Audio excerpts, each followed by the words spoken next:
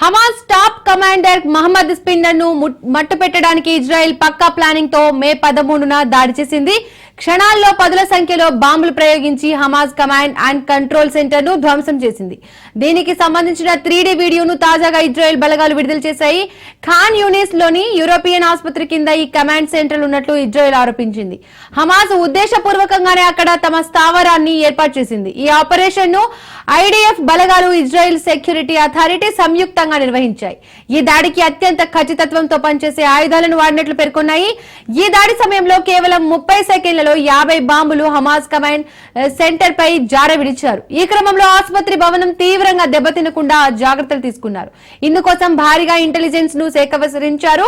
మరోవైపు ఈ దాడి కారణంగా 16 మంది చనిపోగా 70 మంది గాయపడినట్లు హమాస్ నేతృత్వంలోని ఆరోగ్య శాఖ వెల్లడించింది.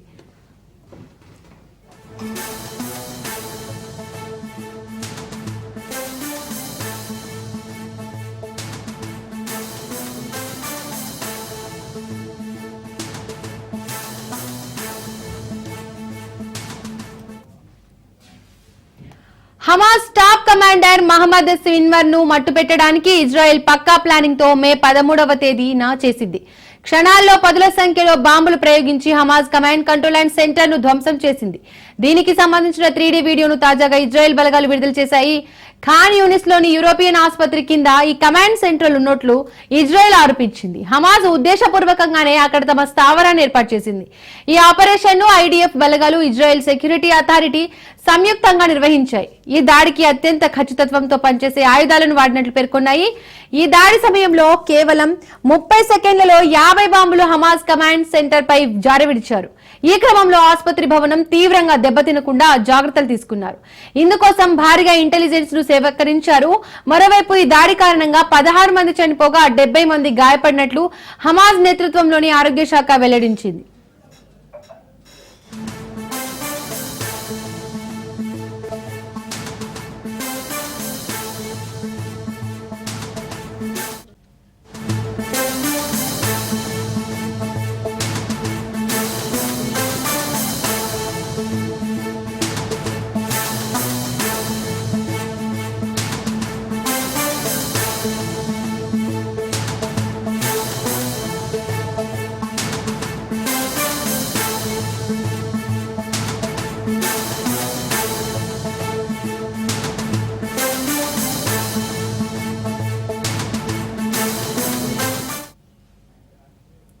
భద్రాద్రిలో అన్యమత ప్రచారం కలకలం రేపింది. స్వామివారి శేష వస్త్రాల మూటన గత కొంతకాలంగా అన్యమత ప్రచారం కొనసాగుతోంది.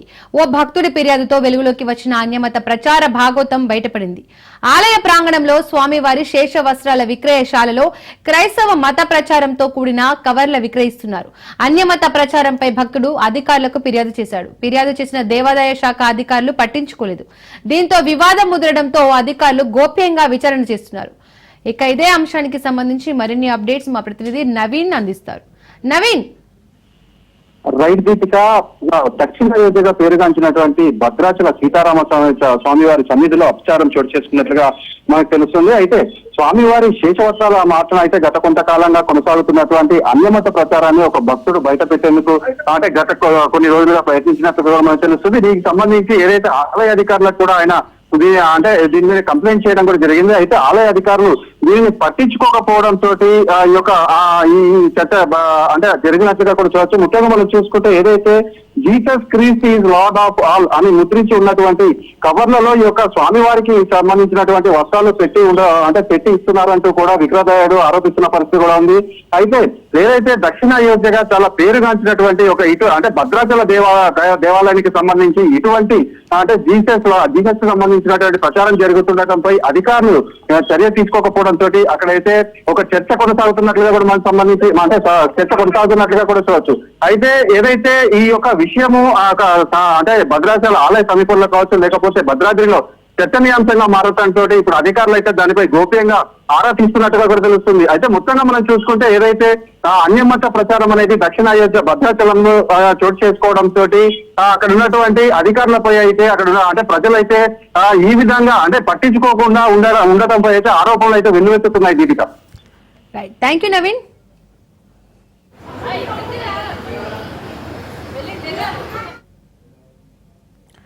ఆంధ్రప్రదేశ్ రాష్ట్రంగా రేషన్ దుకాణాల్లో సరుకుల పంపిణీ ప్రారంభమైంది. 29,796 రేషన్ దుకాణాల్లో సరుకులు పంపిణీ చేస్తున్నారు. కూటమి ప్రభుత్వ నిర్ణయం మేరకు రేషన్ దుకాణాల్లో వీటిని అందజేస్తున్నారు.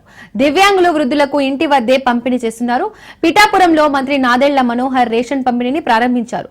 సత్యసాయి జిల్లా పెనుకొండలో మంత్రి సవిత ప్రారంభించారు. వృద్ధులు, దివ్యాంగుల ఇంటి వద్దకే వెళ్లి ఆమె సరుకులు అందజేశారు. కర్నూలులో మంత్రి టీజీ భరత్, పార్వతీపురం మన్యం జిల్లా సాలూరులో మంత్రి సంధ్యారాణి రేషన్ పంపిణీని ప్రారంభించారు.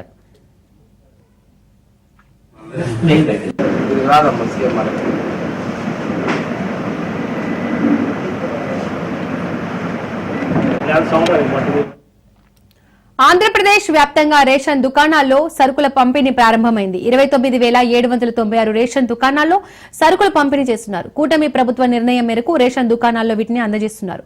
దివ్యాంగులు, వృద్ధులకు ఇంటి వద్దే పంపిణీ చేస్తున్నారు. పిఠాపురంలో మంత్రి నాదెళ్ల మనోహర్ రేషన్ పంపిణీని ప్రారంభించారు. సత్యసాయి జిల్లా పెనుకొండలో మంత్రి సవిత ప్రారంభించారు.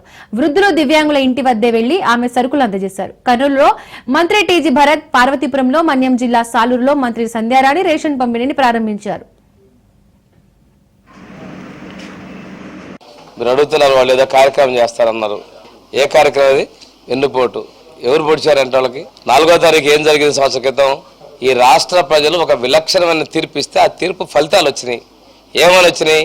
ఒక అరాచకవాది, ఒక అప్రజాస్వామిక ప్రభుత్వాన్ని కూల్చివేసినటువంటి రోజు అది. ఫలితాలు వచ్చిన రోజు.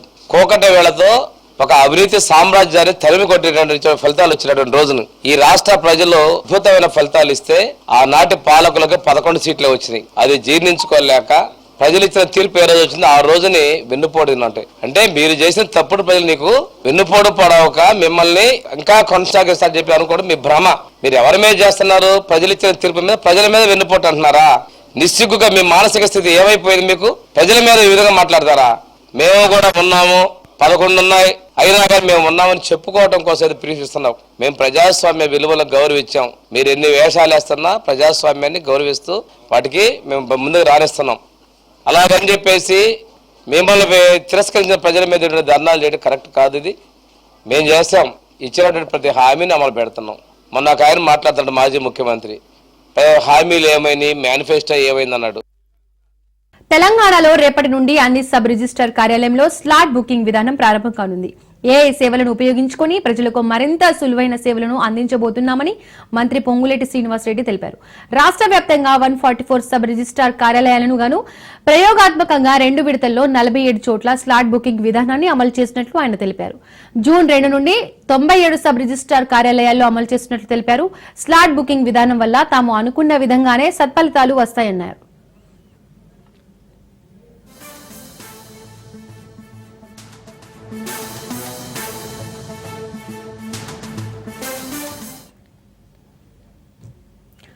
తెలంగాణ మంత్రివర్గ విస్తరణకు బ్రేక్ పడిందా అంటే అవుననే సమాధానం వినబడుతోంది. ఇందుకు ముఖ్య కారణం ఆశావాహుల సంఖ్యనటి సమాచారం. కేబినెట్ విస్తరణ చేపడతామన్నప్పటికీ ఆశావాహులు విశ్వ ప్రయత్నాలు చేస్తున్నారు. 6 పదవులకు ఏకంగా డజనుకు పైగా నేతలు పోటీ పడుతున్నారట. దీంతో మంత్రివర్గ విస్తరణపై ఏకాభిప్రాయం కుదరకపోవడంతో బ్రేక్ ఇచ్చారని తెలుస్తోంది. అంతేకాదు ఇప్పుడు మంత్రివర్గ విస్తరణ చేపడితే లాభం కన్నా నష్టమే ఎక్కువ అనే ఆలోచనలో హైకమాండ్ ఉందట.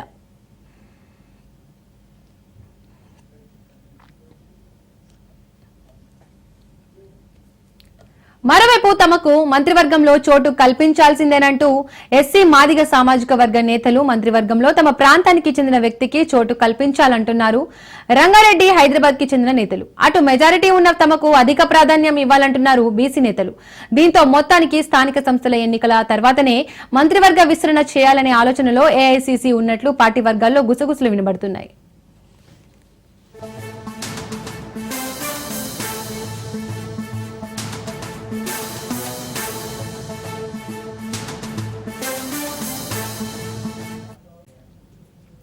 విజయవాడ తూర్పు నియోజకవర్గ కార్యాలయంలో నియోజకవర్గ వైసీపీ శ్రేణులతో కలిసి ఎన్టీఆర్ జిల్లా వైసీపీ పార్టీ అధ్యక్షులు దేవినేని అవినాష్ వెన్నుపోటి దినం పోస్టర్ను ఆవిష్కరించారు.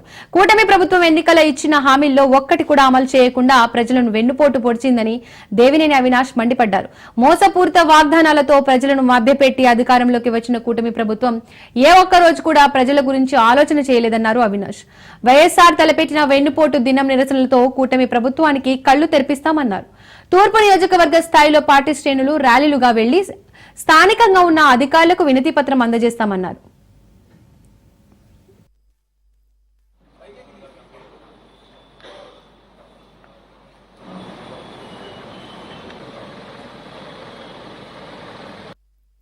ఈ సంవత్సరం కాలంలో ఒక్కటంటే ఒక్క హామీ కూడా నెరవేర్చకుండా సూపర్ 6 పక్కెళ్ళిపోయింది, 143 హామీలు పక్కెళ్ళిపోయి ఈ రోజు ఏమో మాట్లాడితే రాష్ట్రం అప్పులు పాలైపోయిందని చెప్పని ఇంకొక కొత్త స్కీము P4 అని చెప్పని తీసుకొచ్చి ప్రజానికాన్ని మభ్యపెట్టే విధంగా ఈ రోజు కూటమి ప్రభుత్వం ముందుకెళ్తాంది. దానికి నిరసనగా సంవత్సరం కాలం పాటు ఏమీ చేయని దానికి నిరసనగా వైఎస్ఆర్ కాంగ్రెస్ పార్టీ జగన్మోహన్ రెడ్డి గారి ఒక నాయకత్వంలో రాష్ట్ర వ్యాప్తంగా ప్రతి నియోజకవర్గంలో కూడా జూన్ 4వ తారీఖున వెన్నుపోటు దినం కార్యక్రమం చేస్తాం జరుగుతుంది.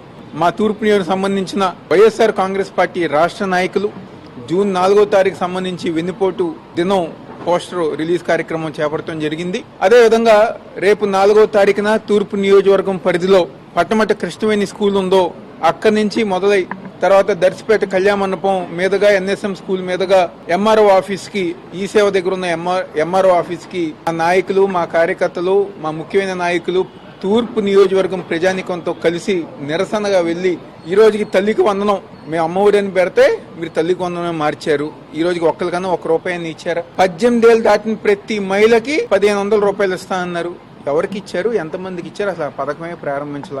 ఉచిత బస్సు అది పక్కెళ్ళిపోయింది. రైతులకి రైతు భరోసా ఇవ్వలేదు. ఏ కార్యక్రమం గారా చివరికి ఆ రోజు ఇంటింటికి తెలుగుదేశం పార్టీ నాయకులు కార్యకర్తలు తిరిగి ఒక బాండ్ పేపర్ ఇచ్చారు. దాంట్లో చంద్రబాబు సైన్ చేశారు, పవన్ కళ్యాణ్ చేసి ఇదిగోండి ఇది బాండ్ పేపరు, మేము గనక హామీలు అమలు చేయకపోతే మమ్మల్ని అడగందని చెప్పి ఇంటింటికి బాండ్ పేపర్ ఇచ్చారు. ఏమైంది ఇప్పుడు ఆ బాండ్ పేపర్ ఏం చేసుకోవాలి జనాలు? Active news. భద్రాద్రి కొత్తగూడెం జిల్లాలో ఇసుక ర్యాంపుల వద్ద వసూళ్ల పర్వం నడుస్తుందని ఆరోపణలు వినిపిస్తున్నాయి. ప్రభుత్వం నిబంధనల ప్రకారం ఇసుకను తీసేందుకు అనుమతులు మంజూరు చేసింది. గిరిజన ఇసుక సొసైటీల పేరుతో ఇసుక తవ్వకాలు సాగుతున్నాయని, అయితే ఇవి కేవలం గుత్తేదారుల లాభాల కోసమేనని, గిరిజనులకు ప్రయోజనం లేదని ఆరోపణలు వస్తున్నాయి.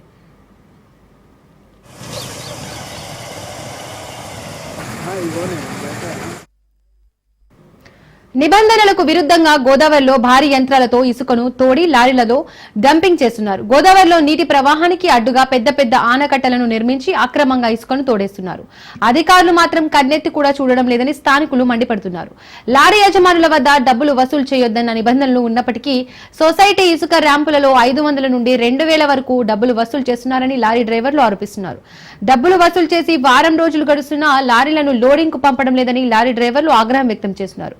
అధికారులు స్పందించిన మరో ఇసుక సొసైటీకి బదిలీ చేయాలని లారీ డ్రైవర్లు డిమాండ్ చేస్తున్నారు.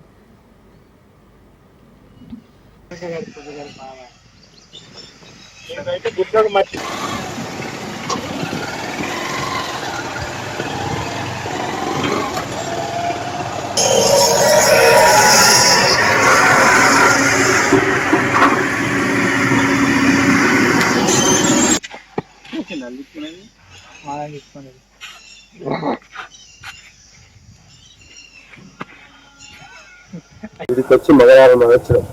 మంగళవారం నుంచి అలా గుట్టపక్క నుంచి లైన్ కట్టుకుంటూ ఇంతవరకు వచ్చినాక నేను సాయంత్రము 4 గంటలకి 500 తీసుకొని బండికి 500 వసూలు చేసి లోపల పంపించినాక 4:30కు మేము మిషన్ దగ్గరకు పోయినాక ఆ మిషన్ దగ్గర ఉన్న సూపర్వైజర్ వచ్చి మాకు లోడ్ చేయొద్దని చెప్పినని వెళ్ళిపోతే మేము అక్కడి నుంచి మళ్ళీ అందరం 30 మంది డ్రైవర్లు నడుచుకొని వచ్చి ఇక్కడ మాట్లాడితే మేము లోడ్ చేపిస్తున్న ఫోన్ పంపించి మళ్ళీ వచ్చిన తర్వాత బండ్ల ఫోటోలు ఏది నెంబర్ ప్లేట్ ఫోటోలు తీసి పెట్టండి నేను లోడ్ చేపిస్తా అన్నారు.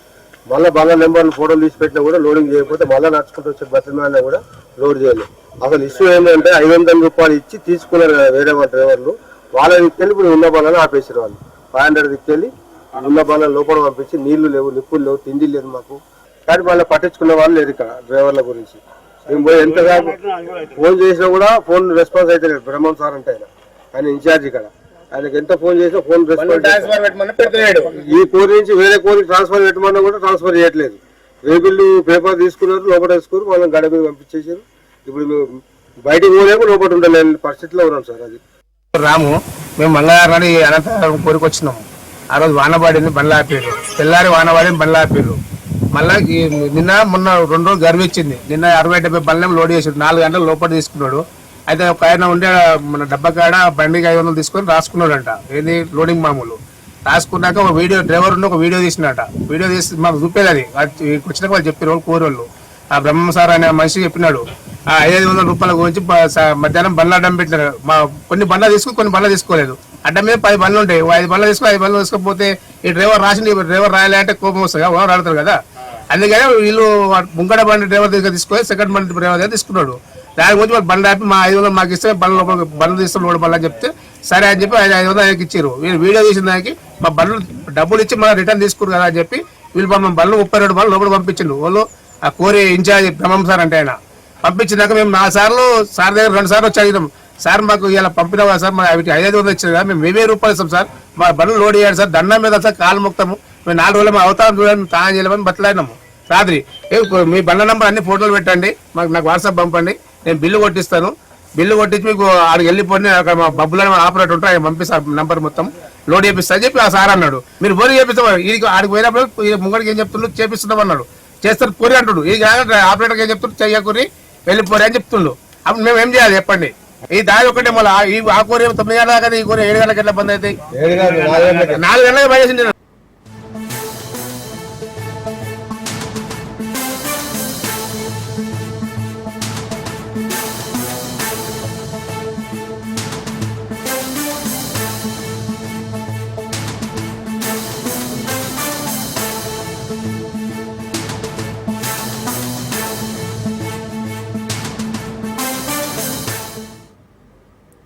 ప్రముఖ సీనియర్ నటుడు రాజేంద్ర ప్రసాద్ మరోసారి తన వ్యాఖ్యలతో వివాదంలో చిక్కుకున్నారు.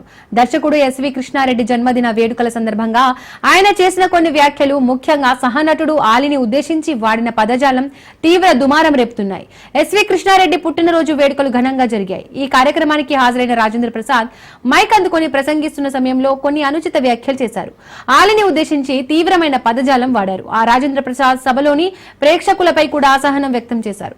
తాను అంతకుముందు రోజు ఎన్టీఆర్ అవార్డు అందుకున్న విషయాన్ని ప్రస్తావించినప్పుడు ఎవరు చప్పట్లు కొట్టకపోవడంతో ఏంటి మీరు చప్పట్లు కొట్టరా అని ప్రశ్నించి మరీ చప్పట్లు కొట్టించుకున్నారు.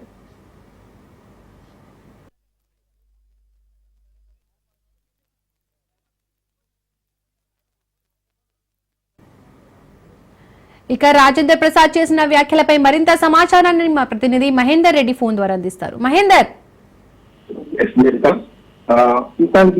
ప్రతిసారి రాజేంద్ర ప్రసాద్ అయితే వ్యాఖ్యలు చేస్తాడు. ఈ మధ్యకాలంలోనే ఆయన కూతురు మరణించడం తర్వాత రాజేంద్ర ప్రసాద్ కూడా సంతోషించారు. ఒక మంచి నటుడికి ఇలా జరగడం అయితే అది జరిగిన తర్వాత రాజేంద్ర ప్రసాద్ వరుసగా షూటింగ్ లో పాల్గొనడం, స్టేజ్ మీద మాట్లాడమని తలపిస్తున్నాం. అయితే ఆయన స్టేజ్ మీద మాట్లాడిన ప్రతిసారి ఏదో ఒక వివాదాస్పదంగా మారుతూనే ఉంది. మరి ఎవరైనా సరే వయసు పెరిగేకొద్ది హుందాగా వివరించాలనేది చూస్తుంటాం. కానీ తమకంటే చిన్న వాళ్ళకు నలుగురిలో ఎలా నడుచుకోవాలో సూచనలు ఉండాలి, జాగ్రత్తగా ఉండాలన్నది పరిస్థితి ఉంది. అది సినిమా ఇండస్ట్రీలో అంతర్గతంగా ఉండదు. సాధారణ ప్రజల చేత ప్రతిదీ కూడా నిశ్చయంగా గమనించే ఈ రోజుల్లో చిన్ని చిన్న చాలా జాగ్రత్తగా ఎలా ఉండాలన్నది సందర్శిస్తుంది. మరి నట కిరీటిగా ఎదుగుతున్నటువంటి రాజేంద్ర ప్రసాద్ తన వయసు స్థాయి మర్చి చాలా ప్రవర్తిస్తున్నారు. అది వివాదానికి మారుతుంది. పబ్లిక్ స్టేజ్ మీద ఆయన ప్రవర్తన, మాట్లాడుతున్న మాటలు విమర్శలు పాల్గొని అయితే ఈసారి రాజేంద్ర ప్రసాద్ అలీ మీద రాజేంద్ర ప్రసాద్ నోట్ జారారు. సీనియర్ దర్శకుడు, సీనియర్ నటుడు ఎస్వి కృష్ణారెడ్డి పుట్టినరోజు జరిగింది. మరి ఈ సందర్భంలో తనతో పాటు పనిచేసిన నటులు, టెక్నికల్ టీం మధ్య మొత్తం కూడా ఘనంగా సెలబ్రేట్ చేస్తున్నారు ఆ బర్త్డే వేడుకలు. మరి వేడుకకు రాజేంద్ర ప్రసాద్ అటెండ్ అయ్యారు. అలాగే ఆలీ కూడా స్టేజ్ మీద మాట్లాడేటప్పుడు ఏరా ఆలీగా ఇక్కడ అంటూ ఒక భూత పదజాలం ఆయన మాట్లాడడం జరిగింది. ఆలీతో రాజేంద్ర ప్రసాద్ తెలుగుగా ఉండొచ్చు, ఇద్దరి మధ్య స్నేహం అలాగే ప్రేక్షకులు కూడా తెలుసుదంతా కూడా. మరి ఇంత స్నేహం ఉంటే మాత్రం ఆ భూత పదం ఎలా పెడతారు, స్టేజ్ మీద ఉందాక వేసినటువంటి అవసరం లేదా, పాట వాడడం రాజేంద్ర ప్రసాద్ స్థాయి సరైనదేనా అని ఇప్పటికే సోషల్ మీడియా వ్యాప్తంగా అలాగే ఆ వాళ్ళంతా కూడా చర్చించుకుంటున్నారు. మరి జాగ్రత్తగా ఉండాల్సిన అవసరం ఉంది. ఆ రాజేంద్ర ప్రసాద్ నోరు జారిన వీడియో వస్తున్నైతే ఆ నెట్టింట చెట్టులు కొడుతుంది. జనాలందరూ ఆయన తీరును తప్పుపడుతున్నారు. ఆగి ఏమైనా అంటే మద్యం తాగి ఆ స్టేజ్ పైకి వచ్చారనేటువంటి పరిస్థితులు కూడా వేస్తున్నారు. అంటే గతంలో నిత్యం చేసినటువంటి రాబిన్హుడ్ సినిమాలో రాజేంద్ర ప్రసాద్ క్యారెక్టర్ చేశారు. ఆ సినిమాలో ఆస్ట్రేలియన్ క్రికెటర్ డేవిడ్ వార్నర్ కూడా నటిస్తుంది. ఆ ప్రెసిడెంట్ ఈవెంట్ లో చేసినప్పుడు కూడా ఆ కామెడీ చేయబోయి నలుగురు ముందు నవల పాలయ్యారు రాజేంద్ర ప్రసాద్. డేవిడ్ వార్నర్ ను ఒక దొంగ ముండకు అలాంటి పదజాలం ఆయన మాట్లాడుతూ ఒక బూత్ మాట్లాడుతూ ఆయన అనడం విదేశాల నుంచి వచ్చి ఒక సినిమాను తెలుగు అలా నటించాడు, ఆయన ఎంతో గౌరవించాల్సింది. అలాంటి డేవిడ్ వార్నర్ కూడా ఆయన మాట్లాడడం జరిగింది. అంతటితో పోలేదు, ఈ రీసెంట్ గా ఆ 64 ఒక రాయప్రసాద్ నటించారు సినిమాలో. దాంట్లో అంటే రాయప్రసాద్ గతంలో లేడీస్ టైలర్లో గంట కట్టి వచ్చిన మరోసారి సినిమాను ఆయనతో పాటు నటించింది. స్టేజ్ మీద ఆడినట్టు కూడా నల్లపిల్లి అన్నారు రాయప్రసాద్. ప్లస్ షేవింగ్ ఏంటని కూడా అందరూ అభ్యంతరం వ్యక్తం చేశారు. ఇక పుష్ప 2 సినిమాకు గాను అల్లు అర్జున్ వేసిన షూటే ఈ ఈవెంట్ లో వాడు కూడా దొంగ సర్వెంట్ క్యారెక్టర్ కు అవార్డు ఇచ్చారని కూడా రాయప్రసాద్ అనడం చూసాం. తర్వాత బందీని ఆడలేదని కవలి చేశారు. ఒకప్పుడు కామెడీ సినిమా చేశారని ఇప్పుడు కూడా స్టేజ్ మీద కామెడీ చేయాల్సిన అవసరం లేదుగా అని విమర్శలు వస్తున్నాయి. మరి ఈ స్థాయికి వచ్చినా కూడా ఉండగా పడిపోతే ఇలా అన్నట్టుగా కూడా ఆయన పైన సోషల్ మీడియాలో ఒక దేశన ఒక ఇద్దరు నడుస్తుందని చెప్పొచ్చు. మరి రాయప్రసాద్ ఇవన్నీ కూడా ఎప్పుడు గుర్తిస్తారని చెప్పాలంటేస్తున్నారు.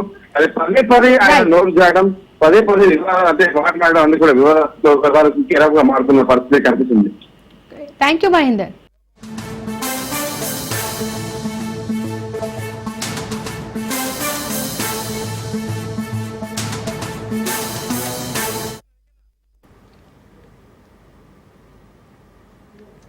బెంగాల్ సీఎం మమతా బెనర్జీపై కేంద్ర హోంమంత్రి అమిత్ షా ఫైర్ అయ్యారు. మమతా ఓటు బ్యాంకు రాజకీయాలకు పాల్పడుతున్నారని ఆయన మండిపడ్డారు. టీఎంసీ పాలనలో బెంగాల్లో వ్యవస్థలన్నీ నిర్వీర్యమయ్యాయని విమర్శించారు. వచ్చే ఎన్నికల్లో బెంగాల్లో బీజేపీ ప్రభుత్వం ఏర్పాటు అవుతుందని ధీమా వ్యక్తం చేశారు. అవినీతిని, చొరబాటుదారులను అడ్డుకోవాలన్నారు. రాష్ట్రం నుంచి వలస వెళ్తున్న హిందువులను ఆపాలని కేంద్ర హోంమంత్రి అమిత్ షా డిమాండ్ చేశారు. बाद सैकड़ों भारतीय जनता पार्टी के कार्यकर्ताओं को मौत के घाट उतार दिया। दीदी कब तक बचाओगी उनको? मेरी बात सुन लो, आपका समय अब समाप्त हो गया है। 26 में भारतीय जनता पार्टी की सरकार बनने वाली, और मैं सारे हजारों की संख्या में बैठे हुए मेरे मंडल के पदाधिकारियों को ये वादा करना चाहता हूं कि यहाँ तृणमूल की सरकार जाते ही हमारे कार्यकर्ताओं के हत्या के अपराधियों को जमीन में गाड़ा है तो भी बाहर निकालकर सजा करने का काम करें। लोकतंत्र के अंदर हिंसा कभी शोभा नहीं देती है। दीदी हिम्मत हो तो हिंसा के बगैर, रेगिंग के बगैर चुनाव कराकर देखो, आपकी खुद की जमानत ये बंगाल की जनता जब्त कर लेगी। और भाइयों बहनों, वोट बैंक की तुष्टीकरण ने वोट बैंक के लिए पतन की सीमा ये ममता बनर्जी ने पार कर दी। अभी कुछ दिन पहले पहलगांव में पाक प्रेरित आतंकवादियों ने हमारे निर्दोष नागरिकों को, यात्रिकों को धर्म पूछ कर परिवार के सामने मार दी। मुझे बताओ बंगाल वालों, वो पाक प्रेरित आतंकवादियों को सजा देनी चाहिए या नहीं देनी चाहिए? मोदी जी ने ऑपरेशन सिंदूर किया, ठीक किया या नहीं किया? भाइयों बहनों, हमने सर्जिकल स्ट्राइक करी, एयर स्ट्राइक करी, और अब ऑपरेशन सिंदूर कर 100 किलोमीटर अंदर जाकर उनके हेडक्वार्टर को ध्वस्त कर सैकड़ों आतंकवादी मौत के घाट उतार दिए गए। और दीदी के पेट में दर्द होता है। दीदी इतना दर्द बंगाल का यात्री जब वहां मारे गए तब किया होता तो ठीक था, उस वक्त कुछ नहीं बोला। और मोदी जी ऑपरेशन सिंदूर कर यहाँ आए, एक घटिया सा राजनीतिक बयान देकर ऑपरेशन सिंदूर का विरोध। मैं आज ममता दीदी को कहने आया हूँ, आपने ऑपरेशन सिंदूर का विरोध नहीं किया, आपने इस देश की करोड़ों माताओं बहनों की भावनाओं के साथ खिलवाड़ किया है, खिलवाड़। और मैं बंगाल की मातृशक्ति को भी अपील करने आया हूँ, आने वाले चुनाव में ऑपरेशन सिंदूर पर सवाल उठाने वाली ममता जी को सिंदूर की कीमत बंगाल की माताएं बहनें जरा समझा दे, सिंदूर का अपमान करने का क्या मतलब है। దేశంలో మళ్లీ కోవిడ్ కలకలం సృష్టిస్తోంది. క్రమంగా కేసుల సంఖ్య పెరుగుతోంది. 3758కు యాక్టివ్ కేసులు చేరాయి. పలు రాష్ట్రాలలో కోవిడ్ కేసుల సంఖ్య పెరుగుతోంది. ఢిల్లీలో 436, గుజరాత్లో 320, కర్ణాటకలో 238, కేరళలో 1400, మహారాష్ట్రలో 485, తమిళనాడులో 199, వెస్ట్ బెంగాల్లో 287, ఉత్తరప్రదేశ్లో 147 కోవిడ్ కేసులు నమోదయ్యాయి. రద్దీ ప్రదేశాల్లో తిరిగేటప్పుడు మాస్కులు ధరించాలని వైద్య నిపుణులు సూచిస్తున్నారు.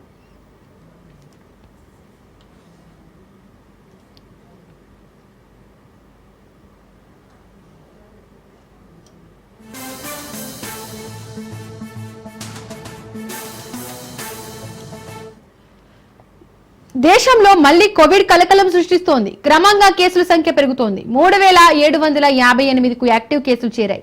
పలు రాష్ట్రాలలో కోవిడ్ కేసుల సంఖ్య పెరుగుతోంది. ఢిల్లీలో 436, గుజరాత్ లో 320, కర్ణాటకలో 238, కేరళలో 1400, మహారాష్ట్రలో 485, తమిళనాడులో 199, వెస్ట్ బెంగాల్లో 287, ఉత్తరప్రదేశ్లో 147 కోవిడ్ కేసులు నమోదయ్యాయి. రద్దీ ప్రదేశాల్లో తిరిగేటప్పుడు మాస్కులు ధరించాలని వైద్య నిపుణులు సూచిస్తున్నారు.